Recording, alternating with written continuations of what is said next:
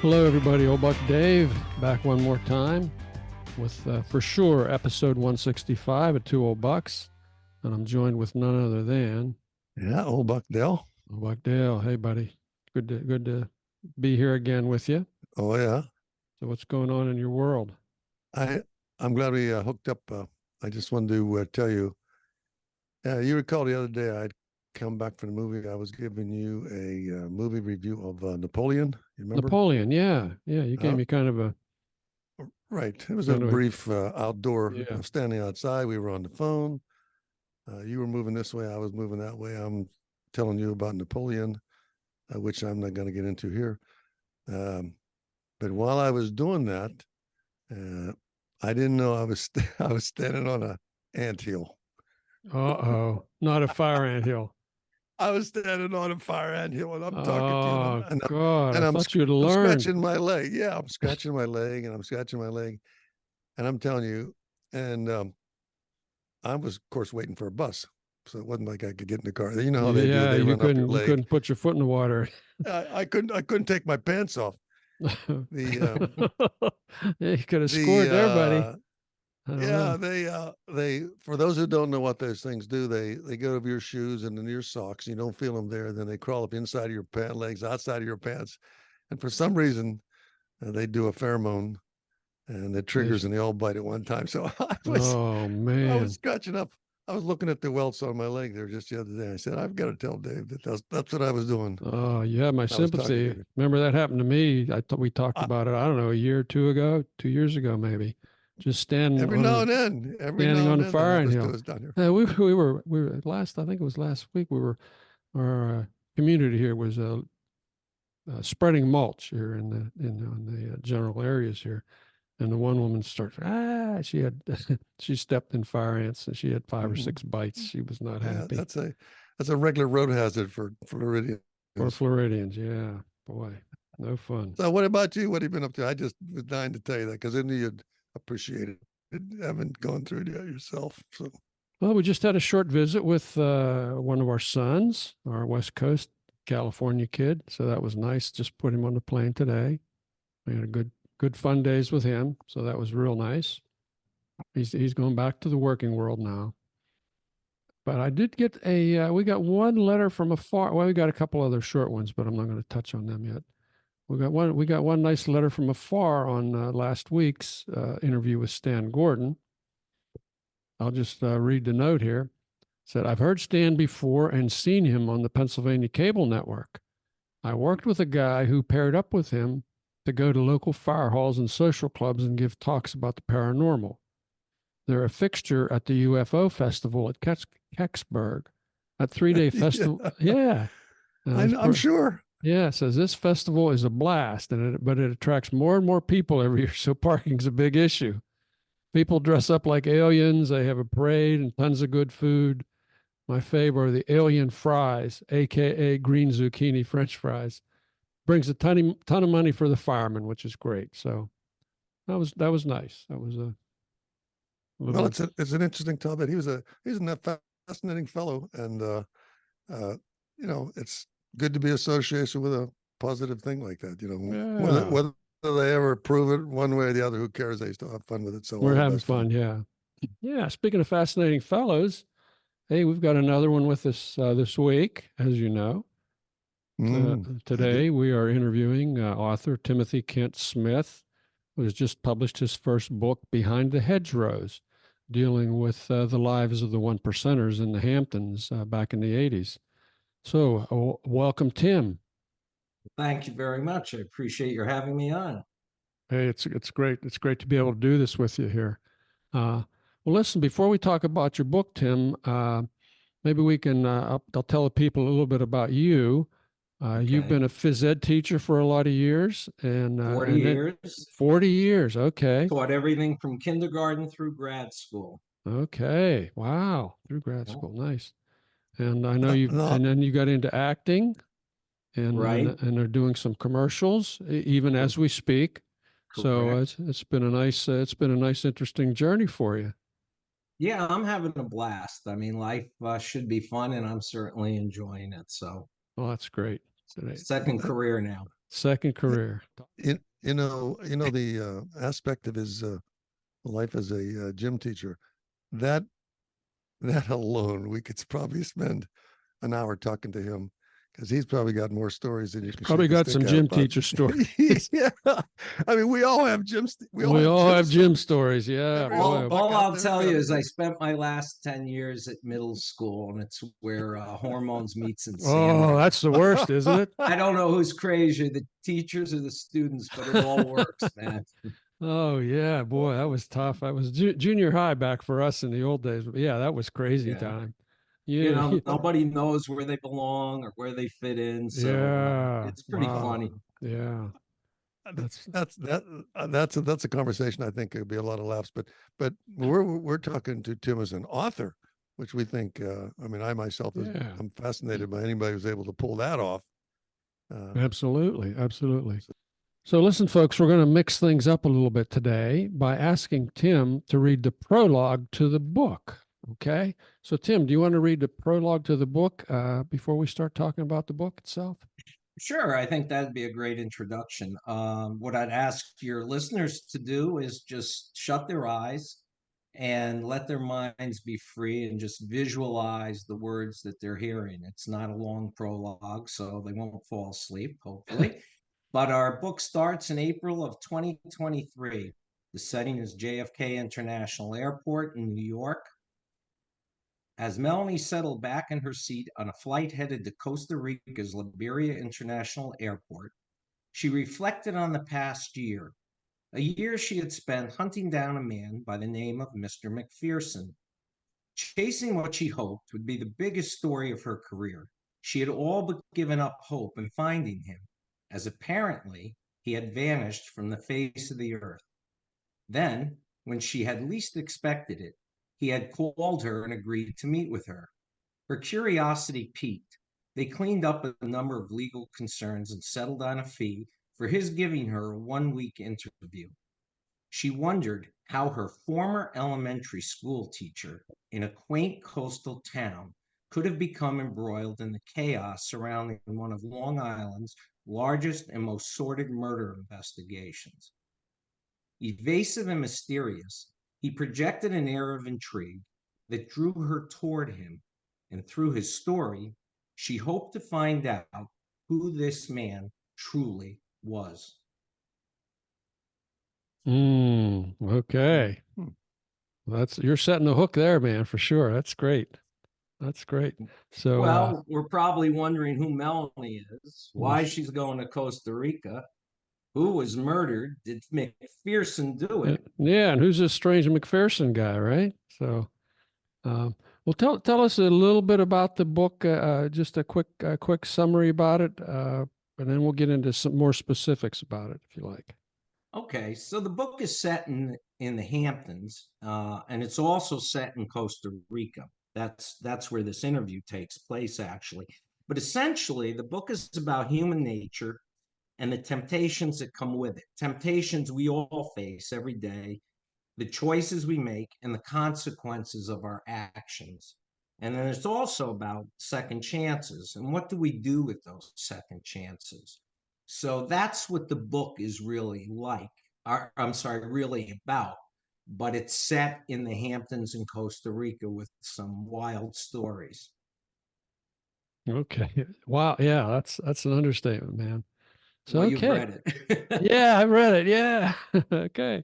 So, yeah, let's talk a little bit more about our two main characters here, Melanie Alter, who's a literary agent, and our Yeah. protagonist, Hunter McPherson. Tell us a little bit about them and why he decided to tell his story to her after all these years.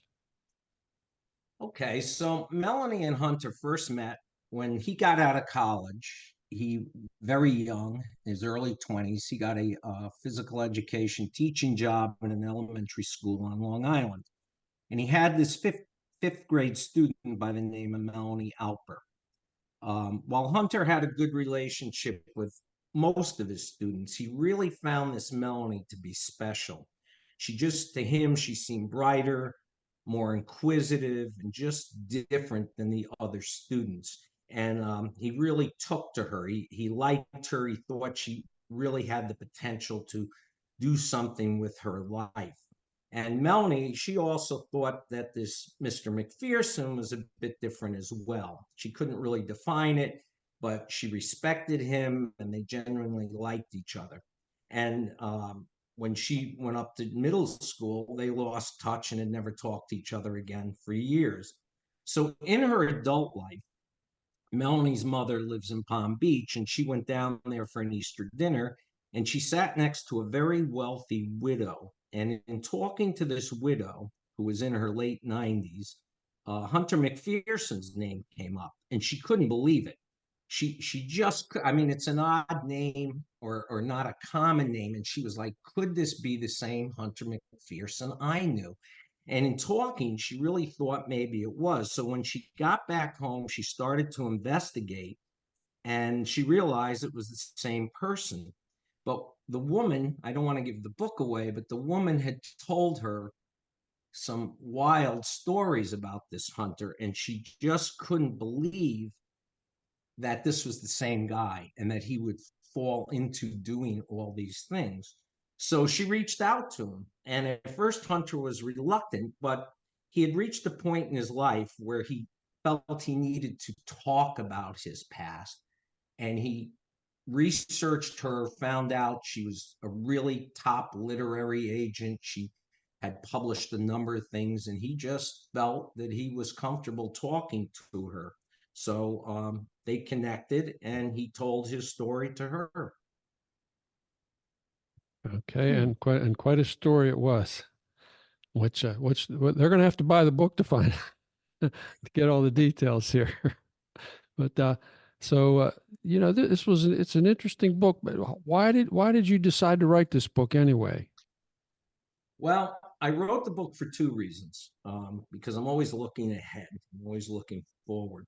So the first reason was when I decided to leave the Hamptons, after I left the Hamptons, I went to central New York, to the Syracuse area, where I took another teaching job. I went back into education. And without giving away the names of my clients, and I was dealing, you have to understand, I was dealing with movie stars, I was dealing with TV personalities. If I told you the name of my client list, everybody our age would know these names. I had CEOs, I had people who were corporate raiders, I had people living off trust funds, I had a dominatrix, I had a woman who, you know, some people rep I don't know, greeting cards. I had a woman who was a rep for sex toys. So I wove all that into the story, and I really had a lot of different types of personalities I could work with. And the one thing I found out was that they're just as dysfunctional as we are, or just as functional. They have the same temptations we do. They may have four children, three are fine, one has some issues. Somebody in their family may be into some substance abuse. But the one thing a lot of them I found did was they really abused their power. They just look at life different than maybe you and I do. And they're unaware sometimes, or sometimes they are aware, but they just march over people. So I wrote the book, first reason, because when I would tell people stories, they'd be like, no way, that's insane. You know, Mm-hmm. I can't believe it. So what I did was and they all said this, you should write a book about this. So I thought about doing it, and people love the story so much. I guess I came to agree with them. But my target audience would be readers who are fascinated with wealth and power, people who like shows like Dateline or expose shows, those who like mini streaming series like The Morning Show on Apple TV Plus, or if you read the book Filthy Rich by James Patterson, which is about Jeffrey Epstein, my book probably falls between these two tales. Those are kind of real stories. I guess The Morning Show is fake, but it's got a lot of reality in there. Mm-hmm. But my book is like that. It would fall in there. And if nothing else, it just makes for a good summer read. I mean, what could be cooler than sitting on a beach looking up behind you in the summer and seeing this big mansion with privet hedge around it and sitting there reading the book going, oh my gosh, is this going on in that house? What's going on So inside that place? Yeah. exactly. And the Yeah. second reason I wrote the book is that I always felt it would make for a good film or streaming episodic series. So writing the book gives me the safety of having my material copyrighted. And it also shows screenwriters, producers, and directors that I'm capable of doing a substantial body of work. And that's my goal this year, is to start going down that road and see if I can't bring this to a screen of some sort. So Okay. that's why I wrote it. Okay. Interesting. Yeah. That was. Everybody has a story. Some stories, you have one or two stories in a lifetime. Others have hundreds of stories. But it fascinated me when he's telling, and I mean, when I say telling, he's probably talking to you and me, and he's just telling a story on a subject we brought up. So, and people always say to you, "Wow, that's you ought to write a book. That's really interesting." So, it's like we finally met the guy who So who I wrote the did. book. Yeah. He wrote the book. I'm the So guy to that all did you, it. yeah, all you would be authors out there with all these great stories, when someone tells you, say it can be done, there's a man named Tim who did it. And you know So what? People think their stories aren't don't have any value or whatever, but everybody has stories. And when everybody does, people yeah. listen to those, on some levels, people can relate to those stories because they've been in situations like that, or maybe they haven't been. So it's always interesting, and yeah, people should share Well, their I'm stories. giving you kudos for doing it. I'm giving you kudos right up for actually doing it, because Yeah. I know we know how difficult it is. We have a great respect for authors. And that's what I was telling Dave. I said, "This is a man who actually wrote a book." So, anyhow, carry on. I diverted there a bit. Well, no, not really. More onto what Dale just said. Now we know it takes a whole lot of effort to write a book. A lot of people say, "Boy, I'm going to write a book today someday," or "I'd like to write a book," but you actually did it. So, what does it take to actually write a book, Tim? I think you have to have a desire to share some of your personal self and experiences with people. Um, it takes time. You have to be organized, and you have to dedicate the time to get it done. A lot of people talk, I think, about writing books, Mm-hmm. but they don't actually get it to happen. I mean, I started writing this book 15, 20 years ago. And naive person that I was back then, I thought I had it nailed. I had a friend read it. He thought it was great. And so I started sending it to literary agents in the Manhattan area because I figured a lot of them also had homes in the Hamptons. And back Yeah. then, you would send it by snail mail and you would hear back from them in 3 to 6 months. And I can spell the word rejection probably better than most people. But three people did respond, who said the same thing. They said I had the people, places, and mindsets of that period of time down pat. The plot was terrible, but I really understood the people and the places and how they thought. So I built on that. And I would say, I put it on the back burner physically in a pile, but in my head, I kept thinking about it. I kept thinking about it. So about 2 years ago, I said to my wife, who's very supportive of everything I do, I said, Roseanne, I've got to finish this book. And she said, well, you put a lot of time into it. You really should. You should revisit it. So I did, and I came up with a whole different way to tell the story, and that's through a series of interviews between Hunter and Melanie Alpert. I wrote probably for a year and a half, and then the book came out last June. So, I mean, it took some It time took to some get it time. done. Yeah. Yeah. But you stuck with it, and you got it. Yeah, and Yeah. that's the biggest thing people don't do, is they don't sit down and commit time to write. Mm-hmm. And the more you read, I read a lot of fiction. I think that makes you a better writer. And then the more you write, the better you get at writing as well. So It's all about the doing it, isn't it? And getting better. It is. Yeah, takes time. Like yeah. most things in life, you Like know. there you go. Like most Yeah, things in yeah, life. Yeah. yeah. Well, you had mentioned something. I just caught my ear here. People, places, and mindset. Now you've put some in this book. You've got some really detailed descriptions of places, both in the Hamptons and in Costa Rica, and you've got Mhm. some really detailed descriptions of the people involved along the way here. Now, are these? I'm not going to ask you if the people are real. That's a question you're not supposed to ask the author.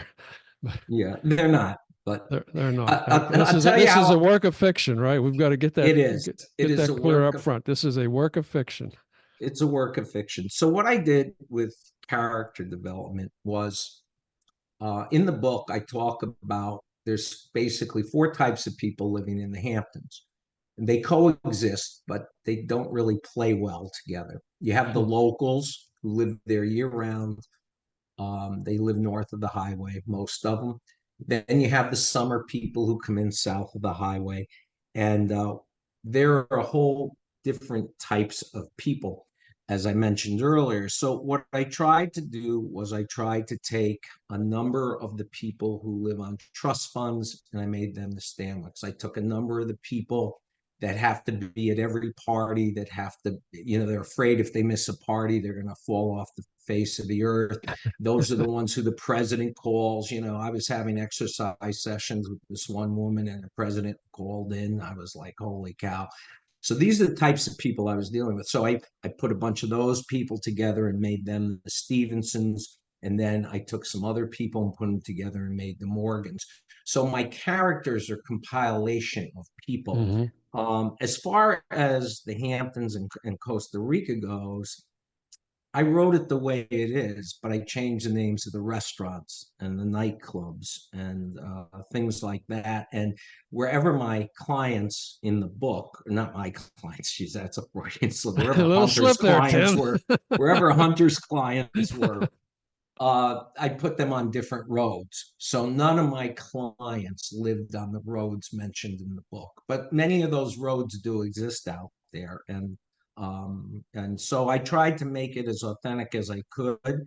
And I think I did a good job of that because I've heard from several readers that they really felt like it came to life and they've been to some of those places. So they're like, oh, Wahoo Jacks, that's not Wahoo Jacks, that's blah, blah, blah. And I'm like, yeah, that's You the got it. place. Yeah. So, yeah. Okay. All So right. So you had a little fun with it. You I did. I had a lot of fun writing it. It yeah. really was. Yeah. Yeah.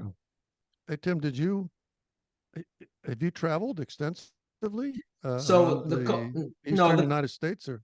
the Costa Rica, not really. I mean, I lived in the Hamptons for about 10 years, and my wife and I had a condo in Costa Rica for about 10 years.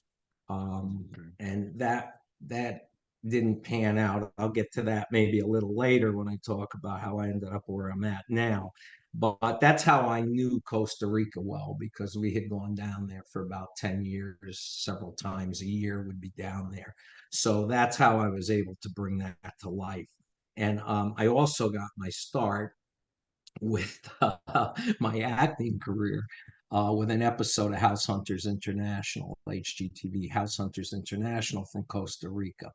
So that's how I got into when I retired, that's how I made the jump to that, to doing commercials and acting, Oh, okay. because it was a Interesting. great experience on many levels. And the director really encouraged me to do it because she just thought I'd be a natural on camera, where some people freeze or some people overact. I just kind of, I'm myself. Ah, So, so yeah.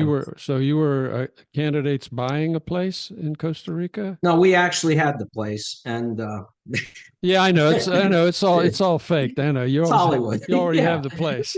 Yeah. And then they But find two other places that you don't like. yeah, yeah, but they came in and they Yeah. did it, and it was a great experience. But that's how I know about Costa Rica as intimately as I did. Was Okay. able to describe it. Yeah. Yeah, it seemed like a very, very detailed description of both places for sure. It's like, yeah, I think I know exactly what this place is like now. Yeah. Yeah, well, I tried to bring it to life. I really Yeah. did. Like I said, this is the mechanics of a book. And when I say that, to me, I'm often fascinated by even the page layout of some books. And I have a long story to tell you about that. But if you write a book, if you write anything, you generally tend to write, you gather up the experience and tend to write what you know best. So Correct. Yeah. If you was to write a second story, if you was to try to make another book or something, do you always refer back to that same reference, or must you do a lot of research or travel someplace else in order to, change the venue? You couldn't write about Pittsburgh because you've never been there, right? Right. Well, now, now I see why you asked me if I have traveled extensively up and down the East Coast. I think if I was going to give tips to an aspiring author, I would suggest, at least for their first book, write about something you know about. In other words, if you sail a lot, write about sailing. Weave that into it because you're going to have intimate knowledge of that. I couldn't do that because I don't sail. So I wrote about what I knew. I knew how these people thought, what they did, what the places look like. And the second thing, and I think this is critical for anybody that's going to write a book, and this is where your money has to go, is get an editor who edits books and get somebody who's going to be honest with you. It's okay to have, like, my wife has read this book probably 400 times, and her input was valuable. It really was, because she's tough. I say that with affection. She doesn't let stuff slide. She's not afraid of hurting my feelings, and she'll be very honest. And sometimes we don't agree on everything she sees in the book, but we talk it out, and that makes me critically think and reflect on what I wrote. But your friends will just say, "Oh, I think this is great." So get an editor who truly edits books. A lot of the computer programs today, they'll clean up grammar to a point, but if you get a good editor, they'll take it to the next level. And they'll also see things differently than you do. They'll ask you the hard, tough questions, like, why did you write that sentence? Like, do you really need it in the book? I don't think you need to say that. I think it's redundant, or I think the reader needs to imagine it. Don't tell them that. Let them frame it and think about it the way they want to. So an editor is invaluable. And my editor used 4 beta readers. And what beta readers are people who don't know you. I never met the beta readers. They don't have any vested interest, but these people read like every and anything. So one person read it and she couldn't finish the book. She didn't like it. And the reason, and we wanted to know why you couldn't finish it. And she said, "I'm just not into rich people that are acting like fools. And I'm not into all that stuff and what they do. And I could care less about that." So the book just wasn't for her, which is okay, because the book's not for everybody. Everybody is not going to love my book. I mean, that's the reality of it. Another beta reader was a male in his 70s, and he could not put it down. He read it in 36 hours. He read it over the weekend, and he just could not put the book down. He just kept turning the pages. He just had to find out what happened next. Oh my God, what happened next? What happened next? An 88-year-old woman read this book, and I don't want to give the book away, but you've read it, so you know where I'm at. I know what the book's about.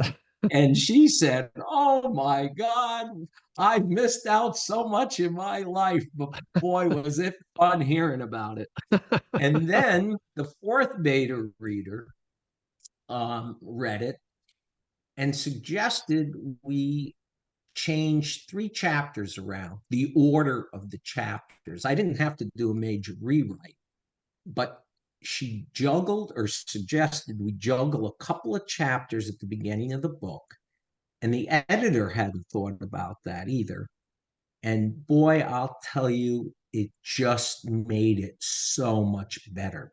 So I would say, write about what you know, get an editor who's going to be critical, who's done other books and maybe had some success with them, and then make sure that editor has beta readers, access to beta readers. And that's a process. I mean, that's going to make you rewrite some stuff, but it definitely makes the project much stronger in Makes the the book end. better, huh? So, yeah, Well, exactly. that's great advice. I think probably if we asked Stephen King, he'd probably say the same thing. So I think, I think, Yeah, I'm sure he has people that he relies on, yeah, I Oh, mean, and yeah, you can't trusts. do it You all. have to you Yeah. have to trust them. Yeah. It's a collaborative experience. It really is. And I think sometimes the editors don't get enough credit for that and stuff, but Mhm. it's a valuable piece of the pie for sure. Yeah. Hey, getting back to something you said, something else you said earlier. You said you changed the book into a series of interviews of Hunter by Right, Mel. So, right. yeah, I was really curious as to why you used that format as opposed to just making it a straight, chronological line from point A to point B. I thought making a set of interviews was a smart thing to do, actually. But tell me about your thought process behind that. So it's a unique thing to do, Yes, actually, absolutely. and a number of people, readers, um, people who read, readers, have commented on that it was different. I just felt that if I wrote it from Hunter's perspective, which is what I had done originally, it was kind of boring. It would be like, I did this, then I did that, then I thought this, so I did that. And I just didn't think it worked. And the third person's the same thing. He did this, then he did that. He was thinking this. Well, how would that person know what Hunter was thinking? So what I did was I made Melanie the liaison between the reader and Hunter. Mhm. Hunter tells the story to Melanie, but the reader's listening in to all their discussions. And then the reader probably comes up with some questions that are going to lead down the road. Well, didn't you see that coming? So Melanie asked that question. Well, didn't you see that coming? And then Hunter can answer that. So I think it works well because I think it's almost like the reader's sitting there going, Melanie, ask him this. And then Melanie does, and Hunter answers it.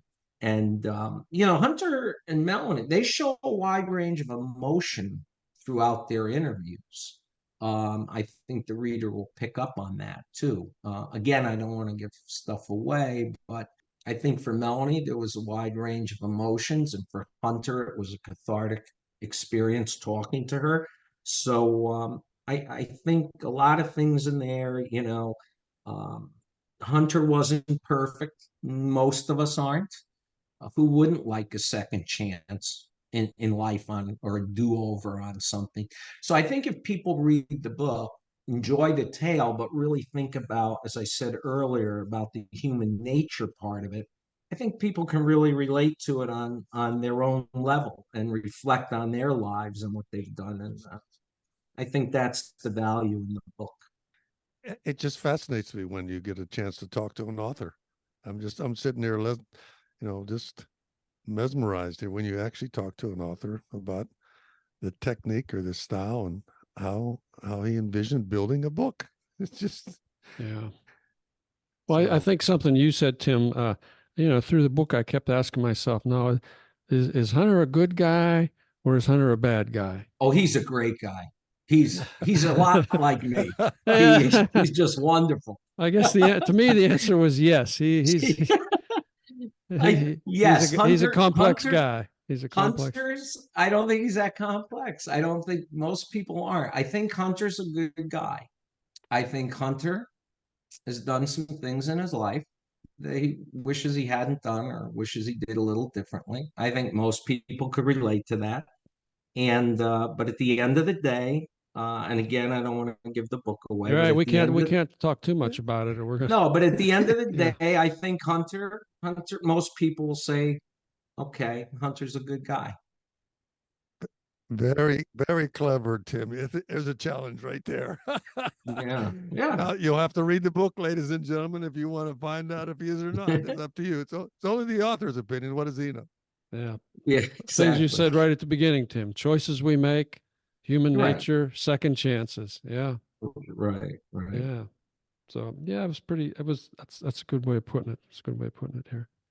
So tell us a little bit more about Tim. You said you were a physical fitness instructor during your time in the Hamptons, Right. and So Yeah, so I graduated college, and I took a teaching position for 4 years, and then I got my master's degree at a university. They liked me enough to hire me. I taught there as an adjunct professor, and I um, worked in their lab. I correlated a lot of their data for research projects and stuff, and that led to forming a corporation, a consulting firm with another professor, and we had a company that wrote training manuals, and we got hired by a lot of corporate fitness companies.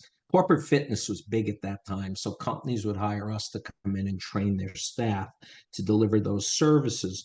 And it was great because we got to travel all over the country and sometimes even abroad. We sat on national fitness committees, so some of that's in the book. So at the time, back in that day, was pretty high up nationally in the fitness field. Hmm. One of the places we hooked on with was a health spa, one of six top spas in the world, and that was in Montauk. And that's where I met a lot of my clients. I met a Uh-huh. lot of movie people, TV people, but they're not the ones with the real money. The people with the houses in Sweden, Sutton Place in Manhattan, the Hamptons, Palm Beach. Those were the people who reached out to me and asked me, "Can you train me?" And so I started doing it, and it blossomed, and it was pretty interesting, as you know. So it was a For any good both career and about a good book. Yeah, it was good. And then I also partnered with another guy in town and was partners in a physical therapy center. I'm not a licensed physical therapist, so I wasn't treating patients, but I would take some clients there to work out once in a while, and also was a money partner in that. So everything Hunter did in the book, I've done. I keenly say I am Hunter McPherson up until that rainy day when Uh, he but met Jacqueline and his moral compass began to wander. But everything in the book could have easily happened. And being in the business I'm in, I talk to other personal fitness people, talk to massage therapists, talk to the pool guy. A lot of these things happened. They may not mhm. have happened to me, but you hear stories, but everything could have happened, Hmm. because you become intimate when you're working out with someone all the time. There's an intimacy that develops, and people get bored and they start getting ideas, and so it was quite the thing. So after about 10 years of doing that, I decided to get back into education, and I did. But it was a wild ride for a while. It was a good ride. I met a lot of really nice people. I learned a lot about life, and being young as I was, it was a good experience. I wouldn't trade it in for anything. Okay. So, And how did you end up in Sarasota, Florida? Here, well, here on the Gulf yeah, Coast. that's a story too. So my wife and I, who I met, we've been married 31 years now. I met her when I moved upstate New York. Um, Syracuse, New York is not where you want to spend winters. So we wanted someplace warm and fun and a bit different than what we had up there. So what we did was we had been to Costa Rica a few times. We bought a condo, and our plan was, when we retired, we were renting it out. And then when it wasn't rented and had some time off from teaching, we'd go down and enjoy it. And the plan was to stop renting it and gut it. And she's an interior designer, and we were going to really just make it ours. But then in 2014, she had a stroke, and she's okay. She's fine, Oh, thankfully. good. Great. But we just didn't think Costa Rica maybe was where we wanted to be going forward with health issues. Hmm. So we started looking in Florida, and we have some friends in Sarasota. We came down here a couple of times. We sold, we played snowbirds for a while. We came down, started coming down here. We sold the place in Costa Rica. And now we have sold everything and bought a house. And we've been here 2 years full time, a little over 2 years. So that's how we ended up in Okay. Sarasota. It's a great fit for us. I mean, it's just wonderful. So it was a good choice. Super. Yeah. Yeah. So Tim, where can people buy your book? Well, they can go online, and any online bookstore will carry it for them. They can go to BookLocker, that's one word, booklocker.com/12864, and they can order it direct from the publisher. We're getting in more and more bookstores now. Bookhampton in East Hampton, New York carries it on their shelves. Bookstore One Sarasota has it on their bookshelves. That's where I met you guys originally. I was doing a book fair there. Right. The Island Bookshop in Venice, Florida, now carries it on their shelf. So I always encourage people to use their local bookstore. Those people depend on you, and you can order it online through those places as well. So if if people go to my website, it's Timothy Kent Smith, one word, TimothyKentSmith.net. They can go on there and you can figure out how to order it very easily. I also have a free monthly newsletter I send out on the first of each month, which just lets them know what's going on with the book and with the acting career. And I give some behind the scenes insight and stuff. Again, so if they were to do that, they could gather a lot of information. And of course, I'm on Instagram and Facebook. And if they go to YouTube and look up Timothy Kent Smith, they'll have hours of amusement. I'll just leave it at that. Okay. But you can see some of the work. Yeah. Okay. Great. But any bookstore can order it online for you. Yeah. Great. Yeah. Hey, well, thank you very much, Tim. We'll put all that in the show notes here so people don't have to play this over. Well, I really appreciate your having me on. It was fun, and it was my pleasure to be your guest tonight. So I love what you guys do. Great. Thank you, Tim. Yeah. Okay. Thank you. And with that, this is Old Buck Dave saying take care, everybody. And we'll be back with you next week. Yeah, and this is Old Buck Dale reiterating what Dave said. Thank you for listening. Fascinating story. Always great to talk to an author. I'm always fascinated by that myself. So all the best, everyone. And talk to you next time. All right. Bye-bye.